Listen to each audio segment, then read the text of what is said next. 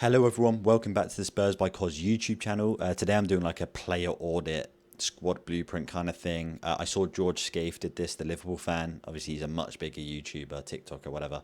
He did this with Liverpool before Arne Slot was sacked. I think it's a brilliant idea. It helps you visualize everything. It's just a brilliant way to try and understand everything. Now, in this video, you can see above me now, I've got the squad that we've just had. Then on another page, I've got the squad that I think we're going to have. So it's almost like a prediction, but it's also got the players that we already have signed. And then I've also got something at the end, which will literally help you visualize it. It's almost like a starting 11 kind of thing. You'll see.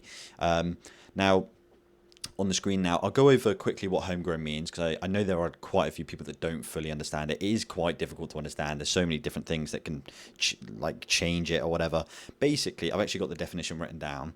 To count as homegrown, a player, irrespective of nationality and age, so it doesn't matter where they're from or how old they are, they need to have signed for an English or Welsh club between the ages of 16 and 21 and have played for 3 years or trained for 3 years. So they need to have signed for that club from 16 to 21, and they need to have trained with the club for 3 years. Now, for example, Eric Dyer grew up in Portugal. He's English, but he's not homegrown. Even though he was at Tottenham as well from when he was young, he's not homegrown because he wasn't with us for 3 years before he turned 21. Kevin Danso, he's Austrian, and he was playing abroad before us, but he is homegrown because he was at MK Dons and Reading.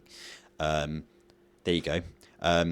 Also, under 21 players don't count towards the squad registry. So you're allowed 25 players a season to register every Premier League season, 17 of which don't have to be homegrown, 8 of which do have to be homegrown. You don't have to fill out all 8, as you can see we didn't. But if you don't fill out all 8, you're going to have less players that season. Makes sense. Now, as I said, on the screen now, I've got the season we've just had. I've written on there their future, whether like their percentage chance that I've given them for leaving based on reports. I've written on there when their contract expires as well, because I think that's quite important to check.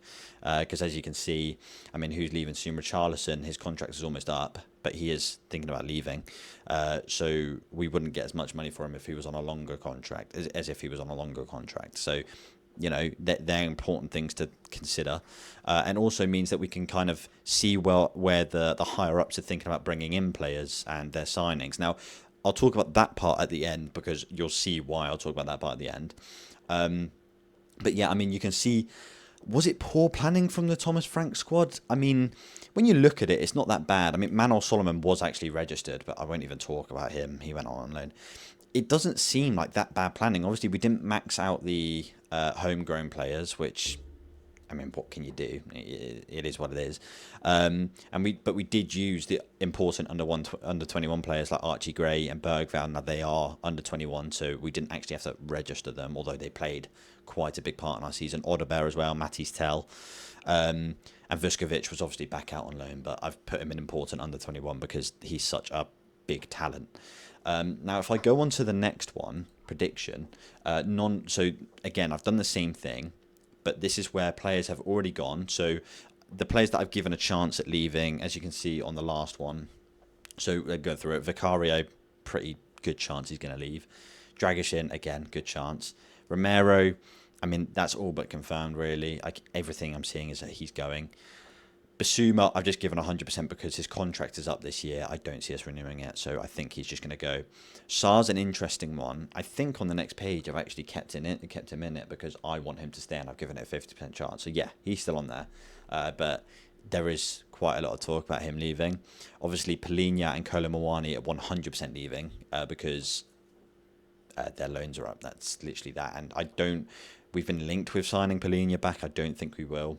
And then Richarlison, 75% leaving. I think his time's up. And if we don't sell him now, then we're not going to get any money for him when we do sell him. So I think we'll probably bite the bullet and sell him. But yeah, if we go on to the next one. And Solanke, 10% leaving. That's just because I've seen a few reports, not much. I'm pretty sure he's staying. Anyway, so if we go on to the next one. As you can see there, I've highlighted in yellow players that we could bring in. I've highlighted in green players that we have bought in. I've just realised here I should have written Van Hecker as well. Oh, that's capitalised weirdly. Van and I'll highlight that one in yellow. Now, obviously, Senesi agreed the contract. He's not had his announcement from the club or whatever, but he signed his contract. We know he has. Robertson, he's actually on until 2027, but there's a year option extending, and same with Senesi that we could extend for a year if we wanted to. Savinho is very heavily linked with us. I've literally just at the time of recording this is I think 8th today, 8th of June, the evening. It's just been, Fabrizio's been like, yeah, we're still pushing for it. He put the eyes emoji. Van Hecke, again, very heavily linked. And now I've highlighted James Trafford. However, I think it's between him and the Brighton keeper for Bruggen. I think it's between those two, but I don't know. Again, I've just highlighted so we can kind of see what the squad might end up looking like. Now, I've just realised I put James Trafford in there. Just imagine that's for Bruggen, because James Trafford, he would count. Yeah, because he was at Bolton, weren't he? He would count for homegrown. So actually, I'll put him in there. So that opens up another spot for non-homegrown. Look, I'm still learning the homegrown thing. I've understood it for years, but I'm still making mistakes, as you can see. But as you can see, even with the signings that we've made and the 2 that I expect us to make, that leaves us with what? 2 more slots. That's if we don't get rid of anyone that I didn't think we were going to get rid of. Now, I've seen that Tell might. I'm not sure. But obviously, you still got Gray, Bergvall, and under 21s. Now, I don't know if Tell's going. I've seen there's interest in him, but that would then obviously open up another one. But he's obviously now moved from under 21 into non-homegrown players because he's over that threshold now. So we actually have to register him next season. Yeah, so as you can see, I've also put Ben Davies in yellow because I'm pretty sure he's signing a contract until 27. He is homegrown, but he does still take up a squad space. Whether we could find someone homegrown like Alex Scott, maybe, I don't know. But Ben Davies is pretty much all but confirmed that he's keeping that going with us. He's going to be taking up that spot. Now, as I said, there's 2 more players we could bring in, whether we wanted to spend big money on them or not. Other than who we're already linked with and who we've already signed. And that's if everyone leaves, which is pretty much confirmed. I've just taken off the ones that are pretty much confirmed. So yeah, that leaves quite a bit of space there. Now, if we go, as you can see, this is the main part of the video, this one I wanted to go through. I've written here, in green is who I suppose will be starting next season based on the signings we're linked with and who we've brought in. In yellow, we've got the depth. And it kind of shows where we're really, really lacking almost. So as you can see, striker, Colin Moani's left now, obviously on loan because he was on loan. Richarlison I'm thinking he's leaving anyway. I'm thinking Dane Scarlett's going to leave because we're actually going to have to register him next season because he's 22 now. So yeah, striker we're really, really lacking in. We knew we needed a 6. We also knew we needed a striker, let's be honest. We knew we needed a new 6 or a deep laying playmaker. Because I don't see... That's if Sarr stays as well. People think he's leaving. I've not put Bergvall in there because, I mean, he'd almost be a 10, but, Bergvall would exist, but he wouldn't be starting there, in my opinion. You can also see we don't have a starting keeper. I've been pretty apparent that I think that Kinski has played himself into the 1 position next season. Whether that actually happens, I don't know. Again, I'm not De Zerbi. He might have plans to go and bring a big keeper in, or at least someone that can compete with Kinski. But it does show the depth that we do need a keeper either way. Our fullbacks are looking pretty good because Spence can obviously cover the other side as well. Maybe bring in another right back, but then Janai Byfield, who I've put at centre back as a backup, he's played right back when he's played for us before in the Champions League. So I think our defence, for the first time in a long time, is looking really, really good, and that is with the departure of Romero. It's looking very healthy if we bring in everyone. Van Hecke and Van de Ven, I presume, will be the starters, the 2 Dutchmen. Senesi, obviously, coming in, being a backup. I think he'll get a lot more game time than just a backup. I think it will rotate quite heavily, even though we're only playing 1 game a week because we're not in Europe. Danso, again, he's been brilliant when he stepped up. Vuskovic, I don't actually know. Nobody knows if he's staying or not. He might even be leaving on a permanent. God knows what's going on. Hopefully he stays because he looks like a world-class talent. And then left back, as I just mentioned, Spence can also play left back. So let's say Robertson, because he's a bit older, gets injured quite easily. Udoji's obviously really injury prone. Spence can play left back, and he's very good. He could start left back. He is very, very much good enough to start left back.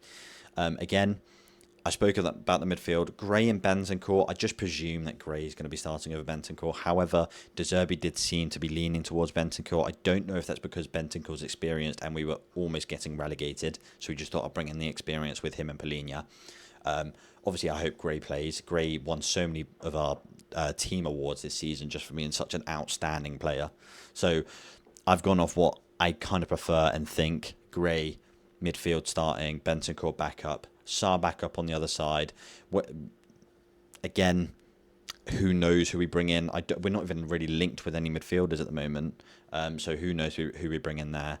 I've put Maddison to start in the 10 next season. That's because Xavi's obviously done his ACL. Who knows when Kulusevski will be back? Literally no one knows. And then you've also got Bergwijn who can play there. But I didn't really know where to put Bergwijn, to be honest. So I just left him out just knowing that I talk about him.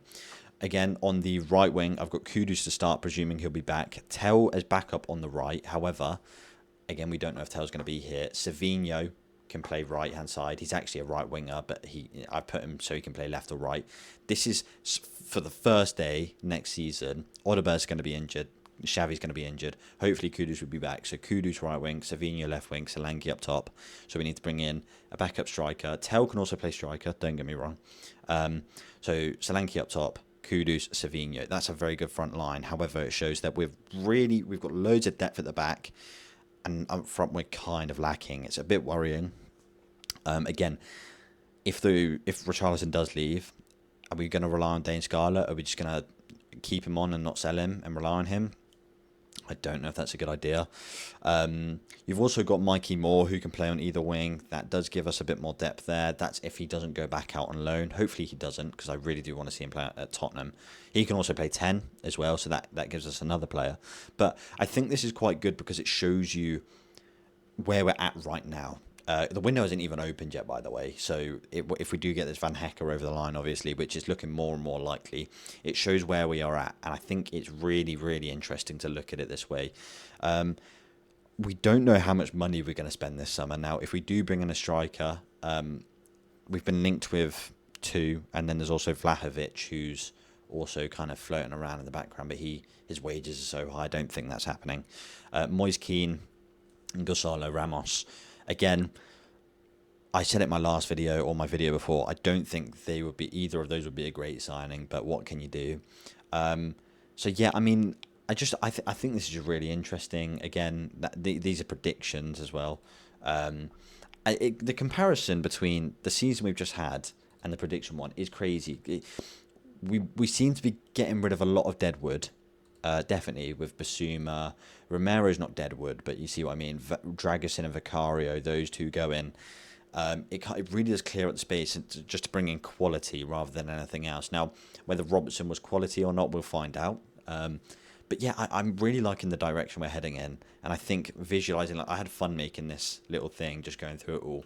Again, it took me about an hour and a half to make, but I had fun making it and going through it. And I just love it. I think it's really cool. I'm thinking of when we do sign more players and when we do let more players go, I'll adjust it and I'll probably just post this on Twitter.